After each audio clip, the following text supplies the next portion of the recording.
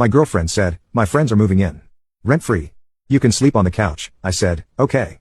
Then I changed the locks and packed her things while she was at brunch. 24 hours later, she and her friends were blowing up my phone.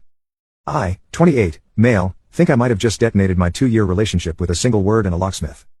The house is mine. That's the first thing you need to know. I inherited it from my grandparents a few years back. It's not a mansion, but it's a solid 3-bedroom place, and the mortgage is paid off. I pay the property taxes, the utilities, the insurance, all of it. My girlfriend, Hannah, 26, moved in about a year ago. There was no formal agreement. I love her, loved her, so I didn't think we needed one.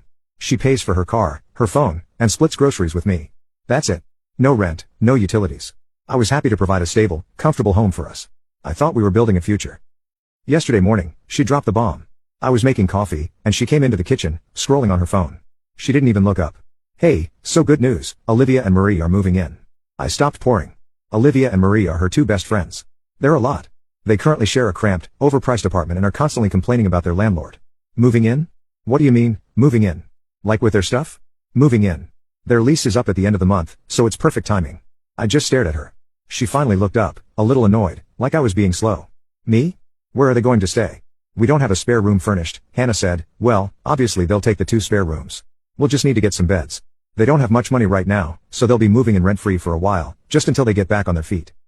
The silence in the kitchen was heavy. The only sound was the coffee maker gurgling its last few drops. Rent-free for a while. I could already see how this movie was going to end. Me, Hannah, you can't just decide your friends are moving into my house without even talking to me. This is where it went off the rails. She sighed a deep, theatrical sound and finally put her phone down. Babe, don't be like that. It's a big house. We have the space. They're my best friends, they're practically family. You wouldn't kick out family, would you? They're not my family. And where are we supposed to sleep? We use the master bedroom. She gave me a bright, dismissive smile, the kind that says, I've already thought of this, and you're going to hate it, but I'm going to say it anyway. Well, Olivia and Marie can take the master bedroom since there are 2 of them, and it has the big bathroom. You can have one of the smaller rooms, and I'll take the other. Then she paused, looking me up and down. Actually, you know what? You're barely ever in your room anyway. You can just sleep on the couch for a bit. It's comfy. You can sleep on the couch in my own house. The house my grandparents left me. The house I pay for and maintain. I was being demoted to a guest in my own home. Something inside me just snapped, not in an angry, yelling way. It was quiet, cold. It was the sound of a door slamming shut in my head. All the little compromises, the times I'd let her entitlement slide, all of it coalesced into a single moment of absolute clarity. I looked at her, at this woman I thought I loved, who was so casually discarding me for her friend's convenience, and I smiled a calm, genuine smile. Okay. Her whole demeanor changed. She broke into a relieved grin. Oh my God, babe. Really? I knew you'd understand.